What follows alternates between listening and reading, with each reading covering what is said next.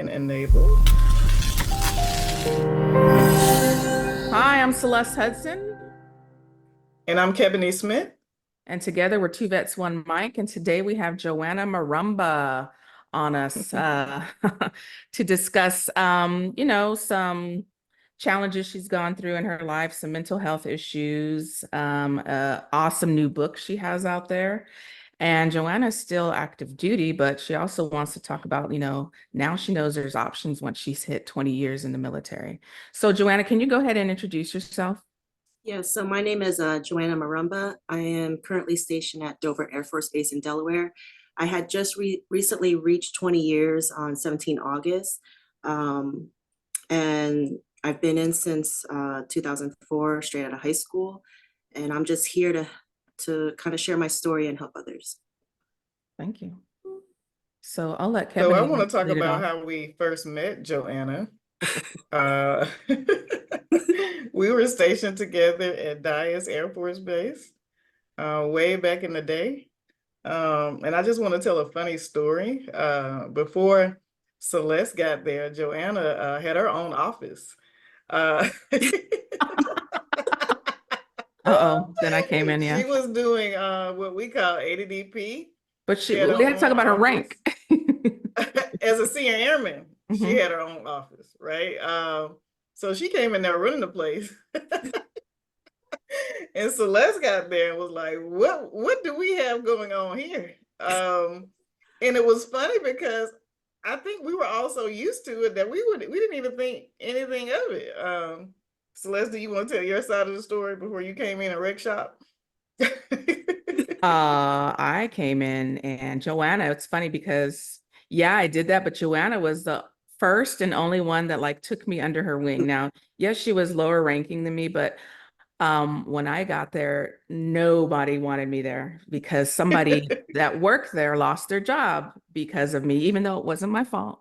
The Air Force, Mm-hmm. decided, hey, we have these active duty hygienists and there's a civilian contractor hygienist there, and we don't need her anymore if we've got this active duty person coming in. So I came in, they're kind of unliked, but Joanna was there that, the first one like befriended me and everything. So I really appreciate that because, it's lonely at the top. And I wasn't really at the top, but I saw she had her own office. I wasn't even getting my own office. I'm like, what is this?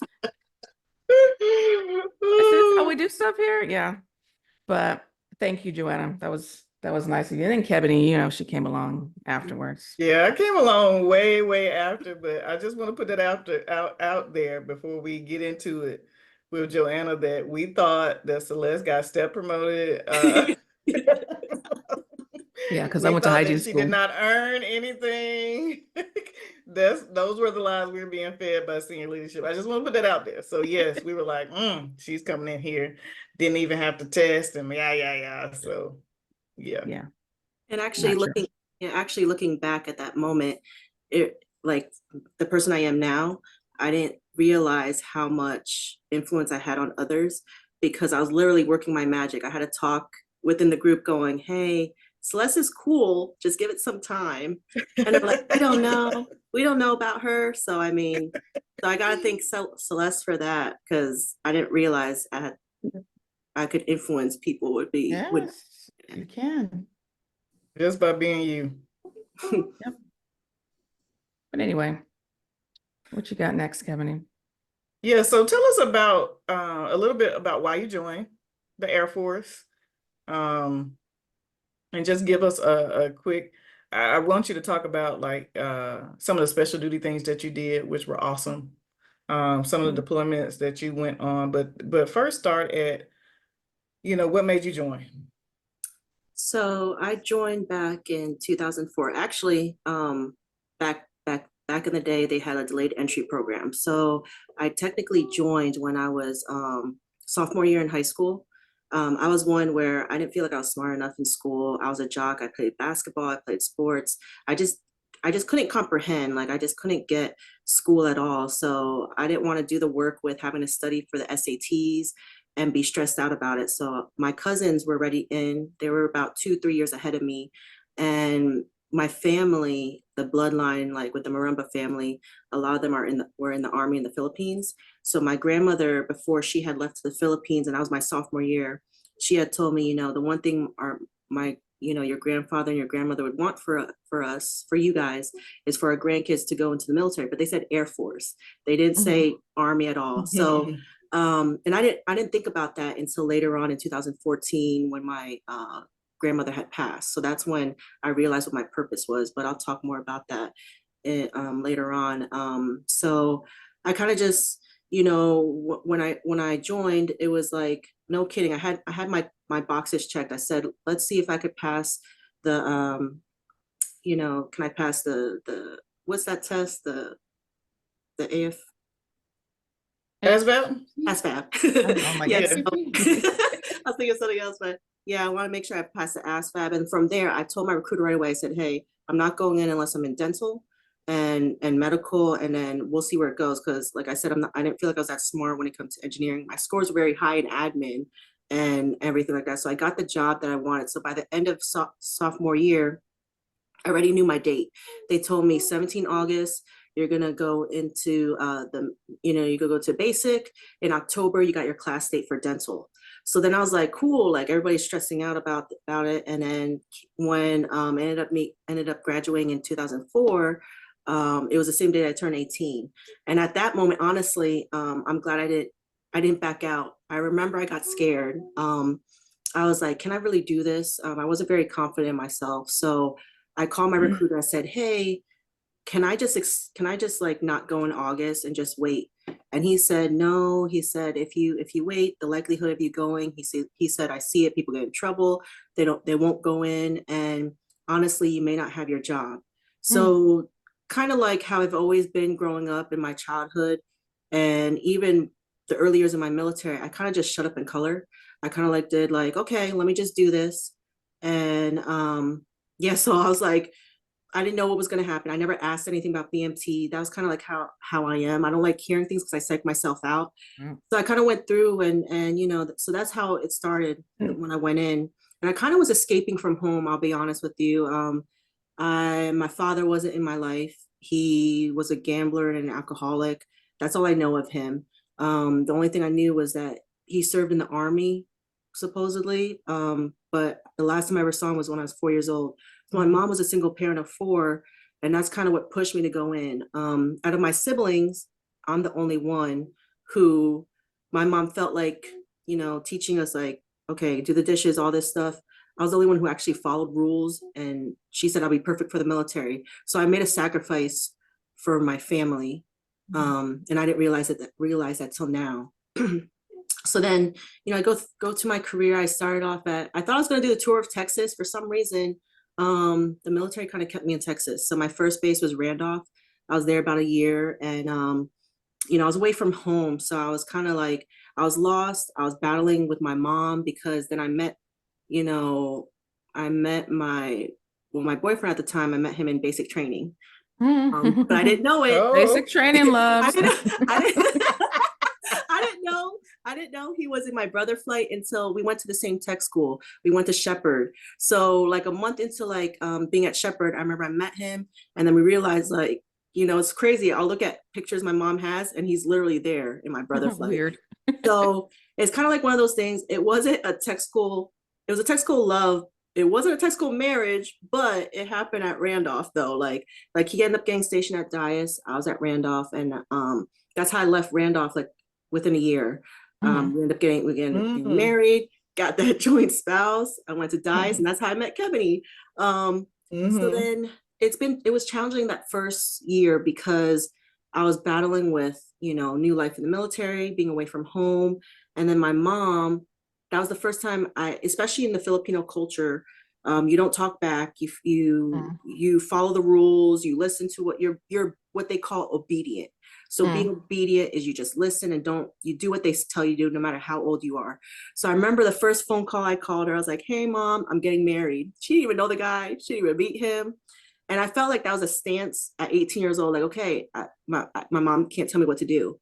So we didn't talk for about a couple months, and I really tried finding my father because I was really lost. And that's always been throughout my whole career, the 20 years I've been in. it's like I felt this loss, like I didn't belong. And I've always been trying to find a place to belong. So I remember with trying to find my dad, and I did find a contact actually. I was looking through Email Global, and I was trying to find with my last name before, and I found somebody, like she was like a captain or something, like in Nellis. So I kind of emailed her. I emailed a couple people. I emailed her, and ended up the other person was her brother. So I emailed them, and they were like, she sent me a picture, and it kind of sucks because I don't have that picture, but it was my father, Oh. and this is when it really Oh, surfaced. wow. Yeah, it really surfaced some trauma, like some trauma surfaced, and I didn't realize it hurt me till later on in life, but I had gotten, like, I saw a picture, but he was with this girl that could be in her 20s. And so when she was asking me stuff, supposedly I have like half siblings out there. Mm. I found that out. Then she gave me a contact. I talked to someone in the Philippines. And this is when I stopped trying to find my dad and kind of got closure on it, was when I was able to talk to, I think it was my aunt. I think it's my aunt or his aunt. I'm not sure, but she was like, "Oh, is your dad named Jose?" And I said, "Yes." And she's like, "Oh, is your mom Puerto Rican? I mean, Portuguese?" And I said, "No, she's not." And she's like, "Oh, I'm sorry. But your dad's one of the one is a type that would have kids around the United States." Mm. So then I was like, Mm. yeah, so I was like, okay, well, thank you for letting me know. And I didn't even open that up anymore. So I kind of held that deep inside. And the reason why I share that is because it kind of opens up later on a couple things that I'll talk about with my deployment that kind of surfaced.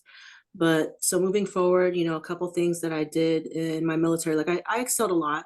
I mean, Kebony, of course, she was my supervisor, and I didn't realize, like that saying where they tell you like people can see potential in you, but you don't see potential in yourself, kind of thing. And that's what it was with like Kebony, especially with Celeste when she came in.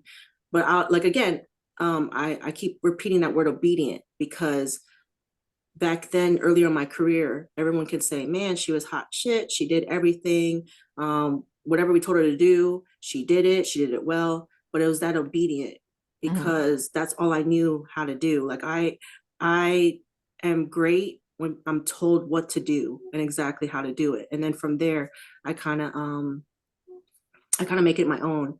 So then from there, I remember a time, this is when my career started skyrocketing. Um, it was Celeste. She was our flight chief at the time. And I remember she was like, hey, they need someone in honor guard.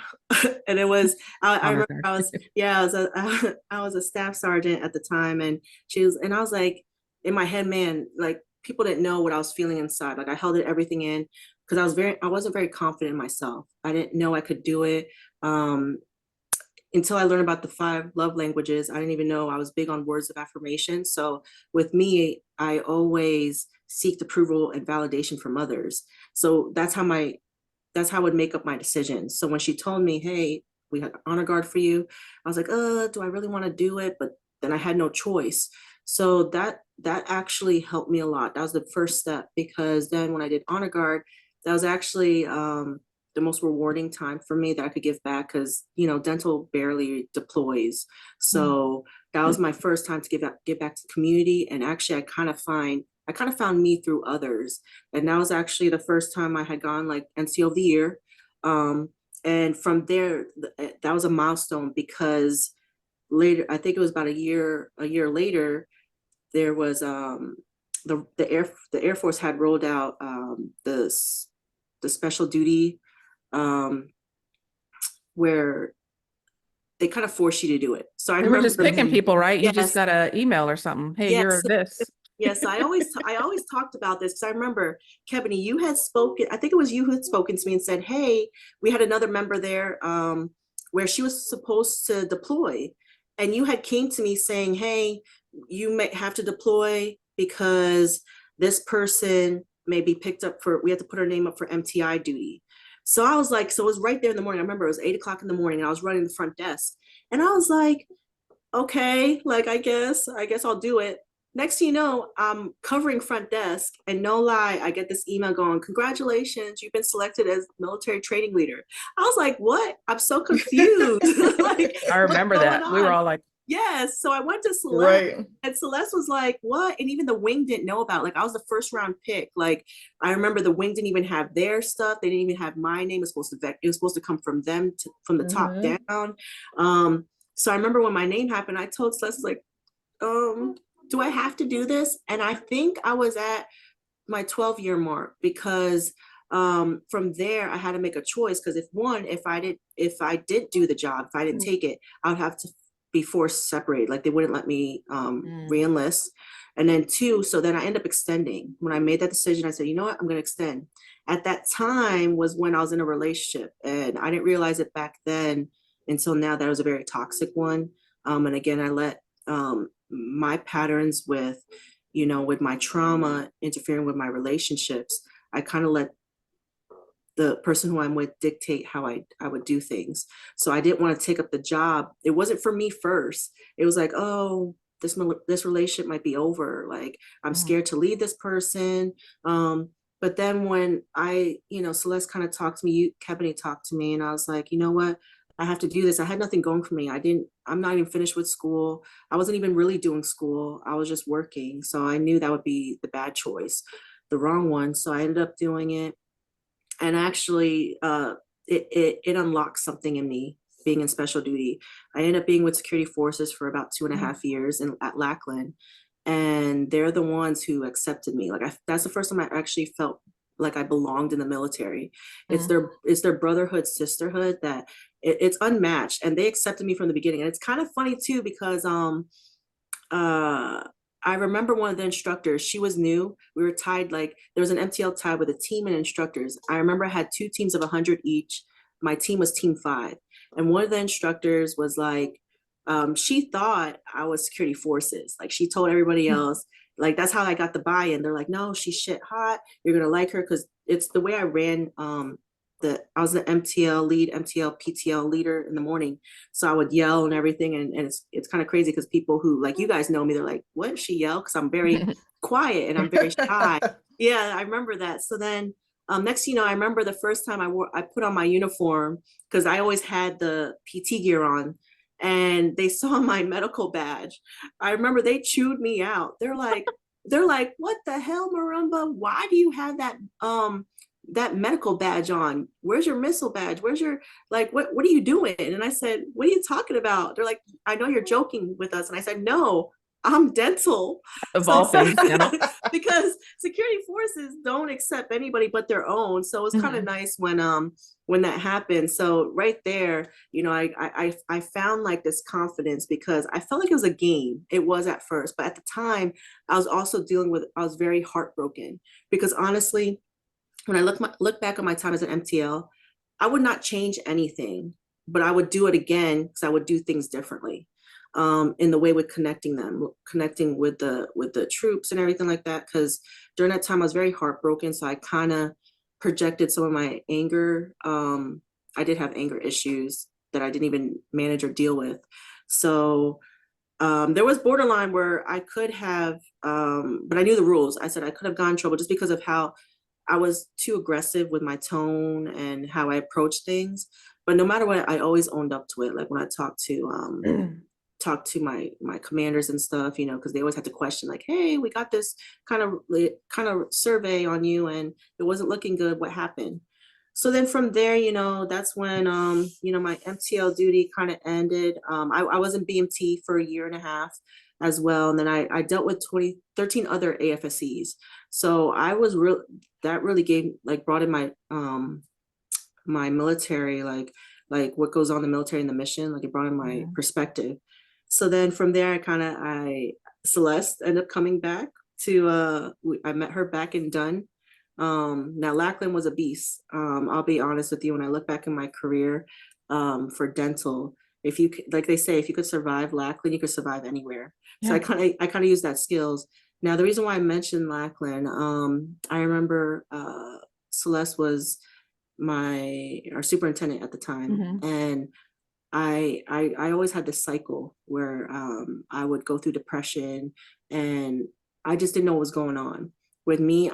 My emotions was all over the place, and I didn't realize how much I was very reactive than thinking things through first. And I didn't like the way I would hurt people, like, just from my actions and how I was. So I remember one time I had told somebody, like, and I think it was Celeste too, where I said, I just feel like I'm in a black hole. I don't know what to do. And I do appreciate you at that time, because I know typical me, I would be upset, like, oh, why am I going to the first sergeant office? Why am I Oh, doing this? Yeah, but at that time, but I've always respected Celeste and even Ebony, whatever position they were in, I've always been that type to like they say church and state. I know how to separate work and home, like work and personal. So when it's work, I always made sure, I respected the rank, I respected what the position you're in. But I remember that time, it was very uncomfortable in that office, only because I did not know how to describe it. I didn't know how to put into words what I was feeling. And legit, like when I said black hole, it was like, an out of body experience. It's like I was sitting there, there's people around me, but I always felt alone. I always felt like I didn't belong, or I just felt like nobody liked me, no, not that nobody liked me, but I was different. So mhm. then that was one of many times that I would seek out help through Military One Source. I would go to the chaplain, but during those times, it was more, and that was like the year was like 2018. During Yep. that time, it was more of like, okay, I'm talking to somebody, just hear my emotions feed into my feelings, but it wasn't doing the work. It wasn't actually like saying, hey, I really need to like let go of all this, I need to change the cycle.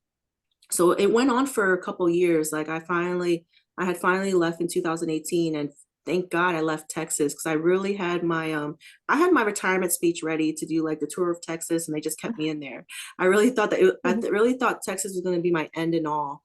But I got my BOP. It's when I was lucky with this one, because it was a year. And it's kind of funny. I remember the chief who actually had this going. He was the one who did my interview for to be an MTL. It's funny, I remembered his name.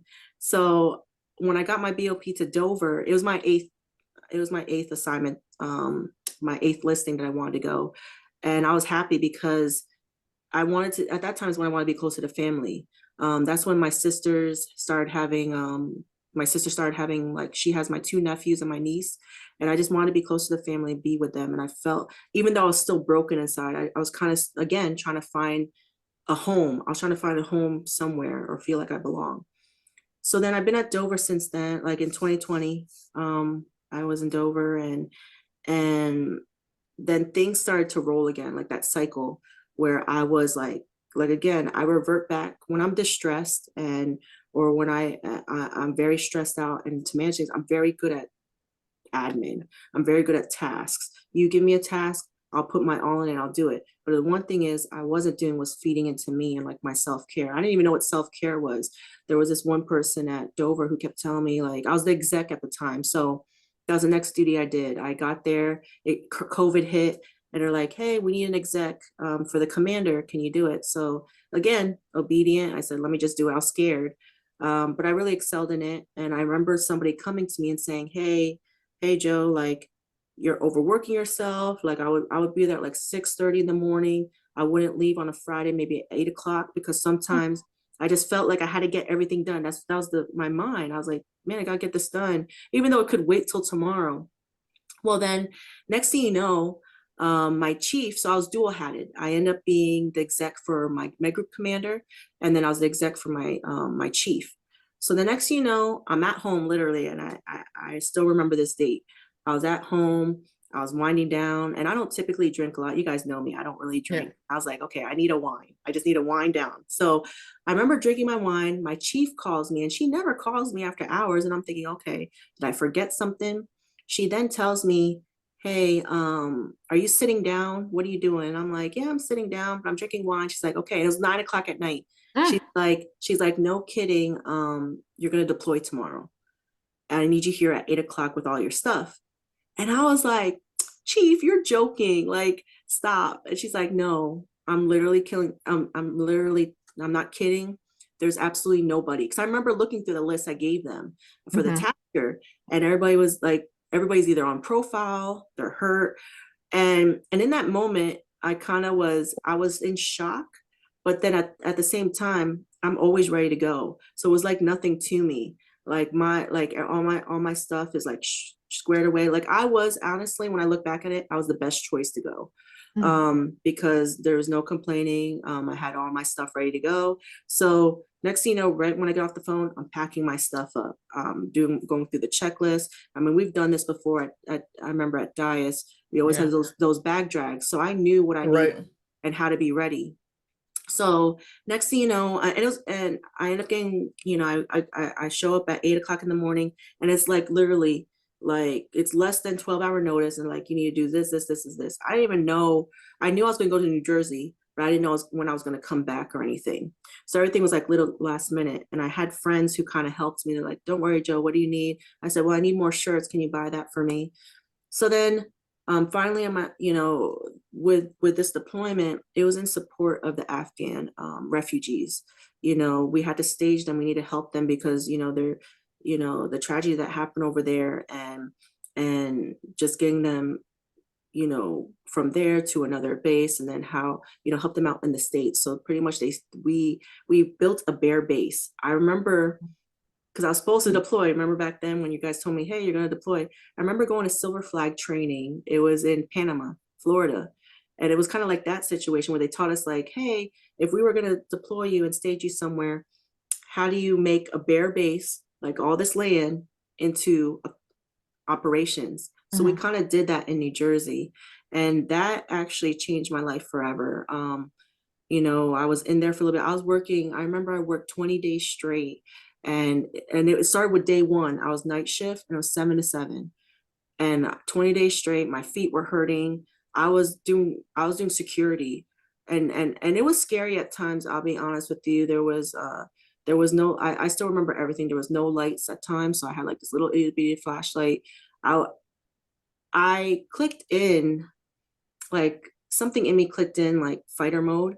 Um, so every day I just felt inside, I would feel like this, like anxious feeling, like as if I didn't feel safe, only because I mean, we didn't have the resources, we didn't have enough people, but there was a lot of them.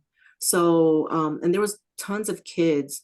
I was watching kids take care of kids, like 3-year-old, like 5-year-olds pushing a baby cart, but where are their parents?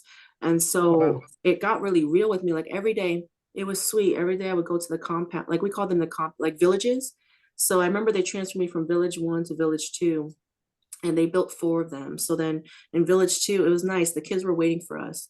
So when I would go on shift, we taught them stuff, like we taught them the pound, we taught them our language and everything, like trying to like teach them little things. So that kind of, I love kids. I mean, so it kind of, it felt good. So that some of them would wait for us, and just they would be like our little shadows. Like when we would roam the compound, they just felt like they just wanted to be with us. So I built a connection with these families and the people who I saw every day, especially the kids. And it was very tough when I got the notice, like, hey, you're going to leave. Because with this mission, I noticed 2 different things, or I noticed something.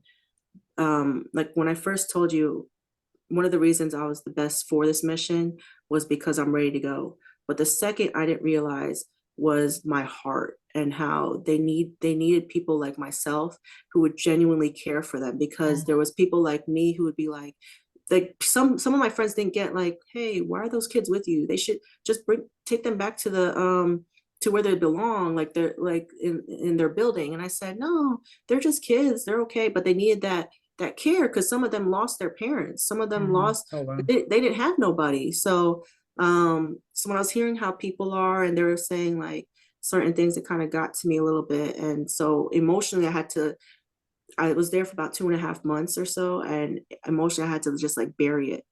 I had to like hold it in. And so I got there in September, and then it was right before Thanksgiving. I had my orders that, hey, we got your replacement, you're going to go back. I tried to stay, but my work needed me back. So I got back sooner than I wanted to. So when I got back, it was a feeling that I never felt before. Um, I remember I went home for Thanksgiving, and it was like an out of body experience again. It's like what I felt back in 2018 in that black hole, but it was a different feeling. I remember being around my nephews, and at the time they couldn't really speak. And so I think they were like 3 and 2. So all I wanted to do was be around them. because they were playing. It was easy. I didn't have to use I didn't have to talk about anything or use my mind or anything. Like it was like, I didn't want to talk to anybody.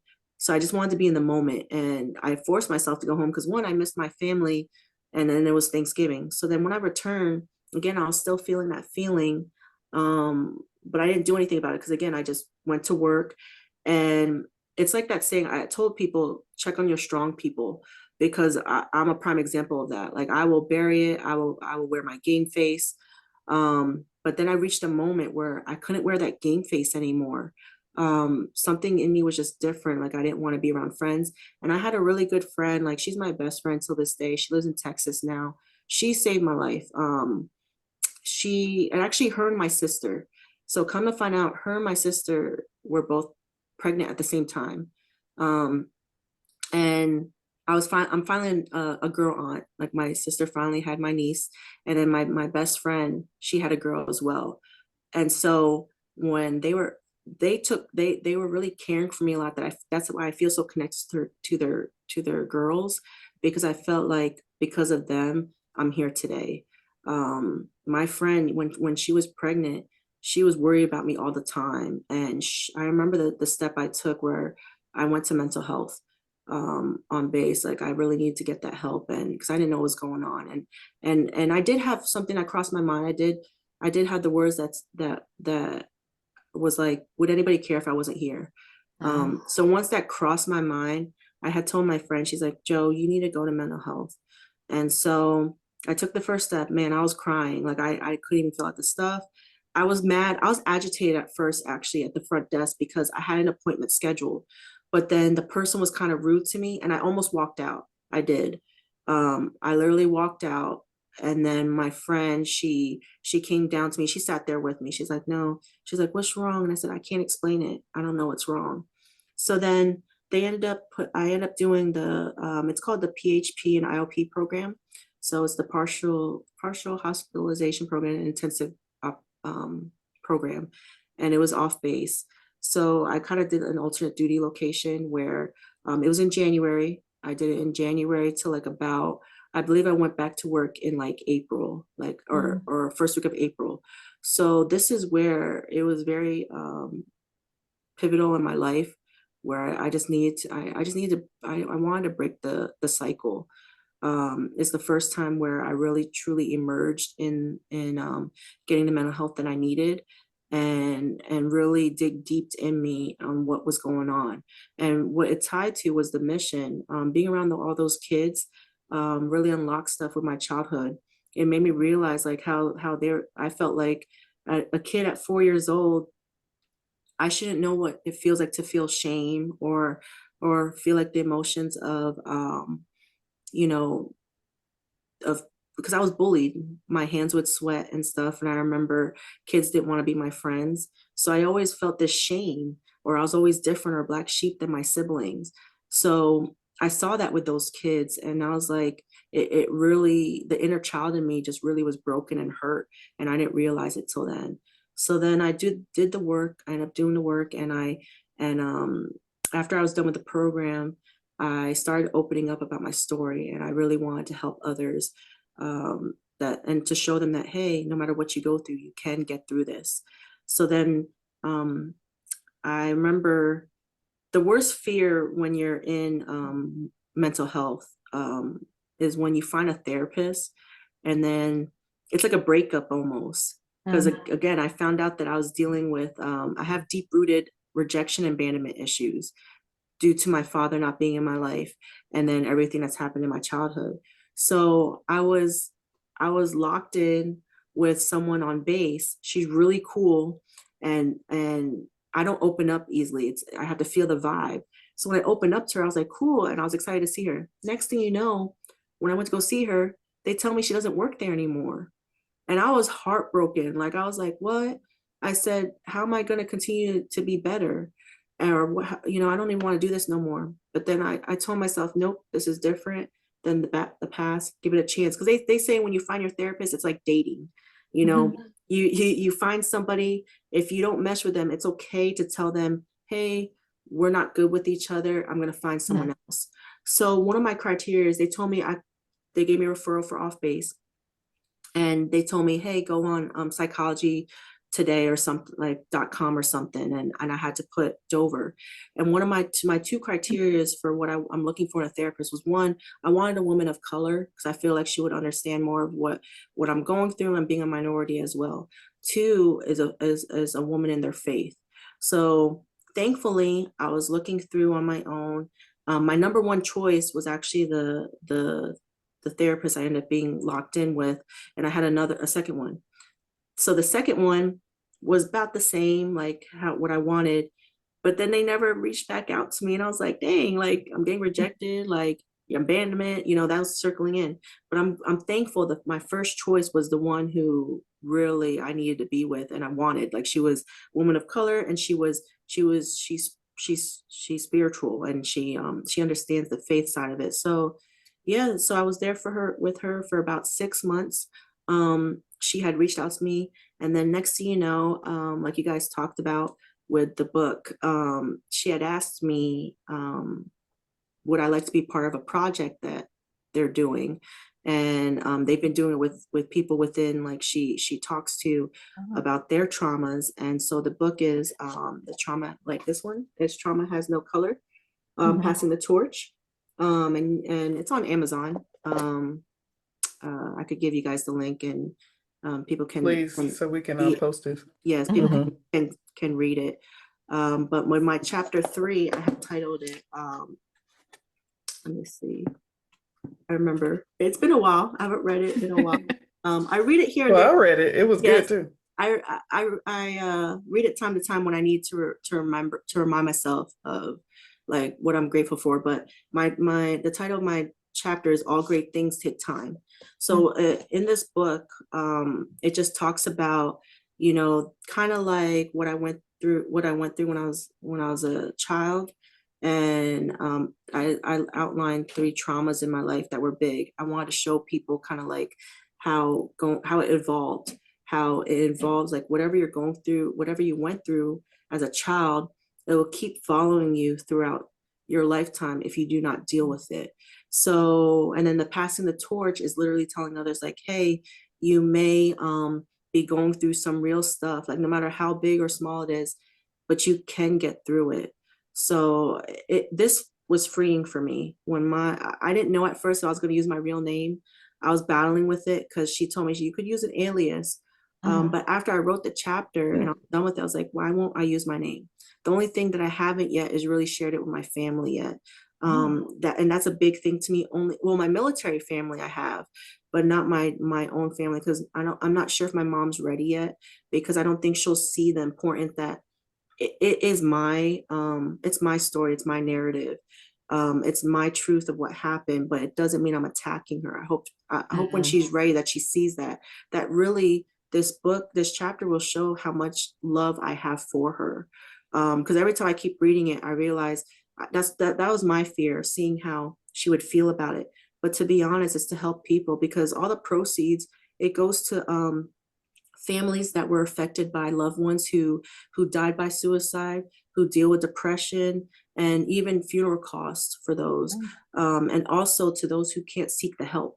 So these series that she does, like they just I think it was August 24th, they released volume 4. So I mean, and that one actually had way more people. I mean, it's a great series. So yeah, that's pretty much everything Up kind of like until now, right? yeah, up until now. A And whole life story in yes, an and hour. actually the positive. So I know I kept talking about like the leading up to it, but the positive through this, with getting the help, was now I finally have healed. Like, I'm still healing, but now I'm in a healthy relationship. It's been about a year, and you guys know about my relationships. They weren't.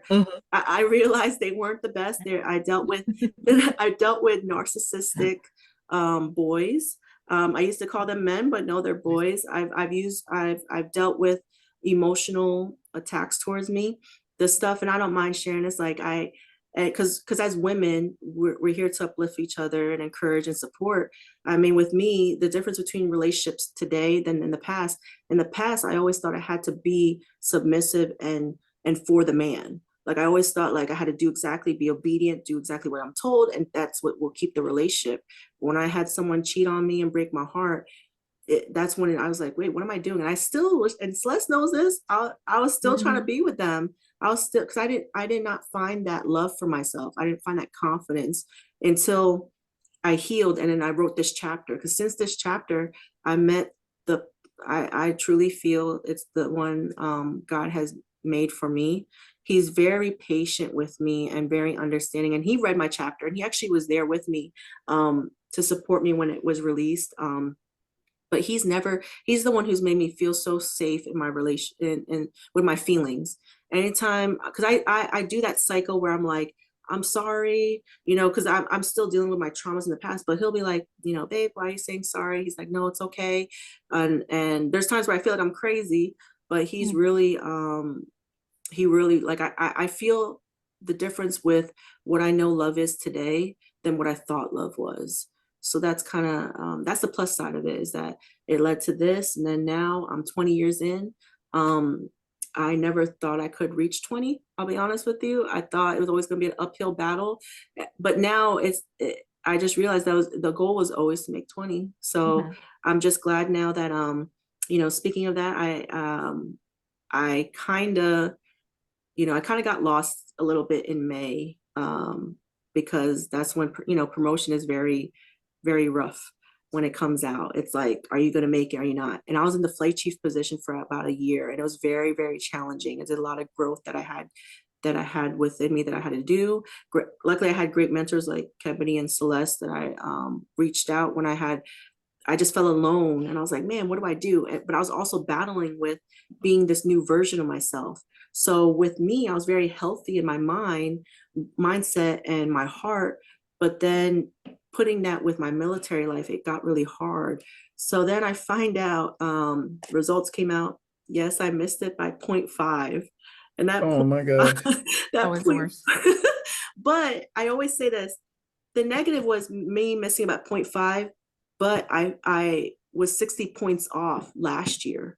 Wow. So I knew I was right Huge. there. Yeah, that was a huge, so to me, it was an accomplishment. But then Yeah. the reason why I reached I was like, oh, what do I do? Is because I didn't have a plan. I didn't have a plan. I remember reaching to Celeste, because of course y'all was always rooting for me, going, oh, you're going to make it. We know you're going to make it. And so when I told you that, I know it hurt just as much, but I felt lost because I was prepared. I was literally like, oh my goodness, I didn't make master. I said, I didn't make master. What am I gonna do? My 20-year mark is August 17th. My date of like retirement is 9 September. I had nothing. I didn't finish school. I didn't have any plans, and I didn't even know if I was gonna be in still. So it took me a little bit. I had to let the sting wear off, and I didn't realize I needed that till another mentor had told me that, like, hey, it's okay to feel the sting, let it wear off, then the answer will come to you. So I was reaching out to people who surpassed 20. I was like, well, how did you know to still stay in? Like I was still doing all these stuff. So next thing I linked up with Celeste, and before even making a decision, thank God for her, because I again, with the two vets, one Mike, I know you were telling me about, like, 4 block, you were talking to me about steps that I could do. And we met every Tuesday. Like she had it every Tuesday. She said, what's a good time for you? I said, Tuesdays, lunchtime, because that's when I didn't have meetings. I was still in the flight chief position. I was like, this will be a perfect time. So she took the time and care. And my biggest thing I've always needed in my life is to be heard, seen, understood, and supported. So that's what I realized. Those are the 4 things I need. If someone doesn't give that to me, then I just let them go, kind of thing, and I just move on. And that's what Celeste did during that time, is like, she listened to me. She's like, okay, well, it's okay to not know about anything. I remember the first meeting, she asked me 3 questions. She asked me, 1, well, what do you want to do? 2, where do you want to go? And how soon do you want this to happen? Man, I was stressed out after that conversation. He's like, I'm like, how much money do you have saved? Yeah, I remember. Where have you looked at the cost of living? Yes, What kind exactly. of job do you know? And she's like, Excellent questions, by the way. Yes, she asked those 3, and so I was like, let's get back next week. So that was my homework. She was like, just give me those 3. So and it was nice because she was very encouraging, and she was always saying how don't worry. I didn't know, I still don't know what I want to do. So it was just nice. Like it was that comfort and care that I've needed that I haven't really had throughout my life. So when she did that, you know, then the closer I started getting to my answer and what I wanted to do. So I remember she was telling me like, you know, go to TAP first. So I'm actually scheduled for TAP 30 September to 4 October. I want to see how it Oh, feels. good. Yes, because she told me that was one of my homework. She said, you know, set up a time for that. So I'm doing that, and then she told me about 4 block, and it's crazy because every time we would talk, I would get more excited about the next chapter, like the possibility. Because then she told me to go on this website, and I didn't know what skill bridge I want to do. I mean, so for me, my degree that I'm going for is my bachelor's in human development and family studies. Because from MTL duty made me realize I wanted to be a mentor. I feel like the youth of America doesn't have enough mentors and great teachers out there that I want to be one of those. So they used to have this troops of teachers, but they don't have that program anymore. So I still want to go into teaching and help. So that's what I'm trying to finish. So she was telling me, oh, look up a skill bridge on like education. And then next, you know, I fell into fitness. You guys know me. I'm always at the gym. I'm going to go to the gym after this. So I was waiting to do this. I could go. Yeah. So then there's F45 training. The skill bridge for that is a 12-week program. It's nationwide and it's year round. So she told me, okay, set up an interview with them. So I did that. I did everything she told me what to do. So then I reached out and they told me I told them my situation. I said, hey, I'm not sure what I want to do right now. I think I know I want to be a fitness coach, but I don't know when. I'm kind of in this predicament. The guy was great. He's a Marine. He was an ex-Marine. And he told me, he's like, look, he said, whenever you're ready, you know, and he even sent the email out to the lady. He's like, you can apply anytime. He said, whenever you're ready, if it comes to the summertime, just apply and you'll be accepted no matter, like, we got you. Because those F45 training certifications, it actually helps, they help out a lot of military members because those are the ones where they have jobs in like Army installations and stuff and other installations that support that program. Like, you know, the Get Well program, it's kind of like that in those classes. So I was like, cool. So then when I heard that, I was like, oh man, I have a skill bridge now. I already know what I want to do. And then Celeste also reached out to me about junior ROTC in the high schools. Which I think would be excellent too. I thought it was for her. Yeah. So when she said that, yeah, I was like, oh my gosh, like this is because you don't even have to have a good degree anymore. No, and that's why and she told me they pay by degree. So I was like, cool, I'm 60% done with my bachelor's. I'm trying to continue finishing it. And I found like she gave me a listing of all like throughout the United States, and I want to hopefully retire in Tampa. So there's 3 high schools there, and I want to have fun in my and this is where I'm excited about the next chapter. Like she got me excited because now, one thing about me is I love the military. I'm through and through. I bleed. I mean, you guys know it since I was a young airman. Bleed blue. I do. I will bleed through until I can't anymore. Like, and so I still feel like I have a little bit more to give. And I just want to I want to give more, but I want to have fun. And I was thinking like teachers, they have the summers off. I want to be a gym teacher. I want to be someone, like I said, I did some things as an MTL duty where I could have been more influential in a positive way, but I still have people reaching out to me going, man, you're the best MTL I had. You're really real with it. And I know I could be like that for the youth because unfortunately with everything that's going on in the world, they don't have enough people to understand them and protect them. And who's better at it than someone who's been through everything that they kind of been through. So that's kind of like what I've been through and where you're at today. Where I'm at today. We have to break your session up into 2 30-minutes. I know, I didn't realize it. Yeah, my bad. I'm sorry. No. It's good though.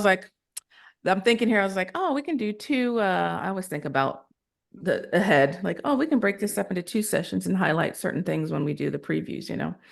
Yeah. But great story. Thank you for sharing all of that with us. It's a lot, you know, a lot of trauma and stuff you've been through. I know I was there for a lot of it because I would get the call. I'd be like, okay. Let me tell you, if you ever need someone who is a ride or die and will leave at any time, anywhere, it's Celeste. I was stuck in a I'm not gonna tell the full story, but I was stuck in a bathroom. I called her up and she's like, why you whisper? She's like, why you whisper? I was like, I'm in the bathroom, I'm stuck. Can you come get me? She rolled up, ready to go with her bandana on. So No, when I don't be fighting nobody, I don't be doing that stuff. I was still in my 20s, early 30s, right? We're grown now, okay? yes, we're grown. But yeah, Kevin, do you have anything to add or No, I was sitting here thinking about what we could ask, but I think you covered it all yeah. naturally. We didn't I get a don't chance think to we had to talk. No. I do want to say that I thought the chapter you wrote in the book was phenomenal. I like the whole book, right? But I think your chapter was phenomenal. I learned more about you, right? And I think your willingness to be vulnerable and transparent, On is this platform too, on because this we're very platform and in your personal. book, sharing Yeah. your story, I think is going to help a lot of people. I think that's going to help heal a lot of people. So, um, for whatever that's worth, I hate that you went through it, but you're Yeah. taking what you went through and doing something positive with it. So salute to you on that. So, no, Thank and I you. just think, I just really hate how wrapped up we get into promoting. Yes. Yeah. I mean, I get it. Lord knows I've been there. I just saw like a Facebook memory where I was at the senior CEO induction ceremony. And I was like so happy, and I'm still happy, right? Yes. But like all of that emotional turmoil, oh my gosh. Like if I Mhm. could go back and tell my younger self, it's like, man, it's cool, but we putting way too much stock in it. Yes. Um, because when on the other side, that stuff seems like free. And I don't know if you feel that way, Celeste. It's like, Even man, all that stuff was titles, cool. where I'm at, titles don't matter. They maybe it could be the organization or culture, but like we have a senior director, he don't even have an office. That's how they do. They want everyone to be equal on the outside. They don't Yeah. want you to be scared of titles. Mhm. I'm a senior analyst, which is like mid entry level, but you know what? I get treated like an adult. They don't Mhm. look at my title and be like, no, you can't do this because of this. Because it almost seems, treated like adults, which we Yeah. are in the military, but it's just different based off of the rank, right? Oh no, they're this rank, so they're gonna naturally act this way. We can't have this kind of person do that or whatever. And then people look at if I get out as a tech sergeant or a staff sergeant, I'm nothing Yeah. because I didn't make it to master at least. And it doesn't matter, I'm telling you. It doesn't. It doesn't at I all. made I it to know the chief and personal it goal doesn't of it. matter. It I'm not does in a chief not. position Like, now. yeah, like, and when you get out, you're gonna be like, man, I spent all that emotional energy on that, and Mhm. man, so that's You my won't only understand it thing. until you're out. Like you can hear Yeah. us Yeah, say it, you won't you'll be get like, it. You won't okay, yeah, get whatever. But it. So no, I like that you got options now, though, Yes. right? Yeah, you Thank got you. options. That's even we freeing. got a plan To now. hit Yeah. 20 and you be Mhm. like, you know what? I don't have to stay in. Yeah. That's something else too. But no, I think it was phenomenal. I really appreciate you sharing. No, thank you for having me on here. Honestly, I know those times you're like, man, is she gonna be on here? But I did use that honestly, word. Don't be flaking on me. yes, honestly.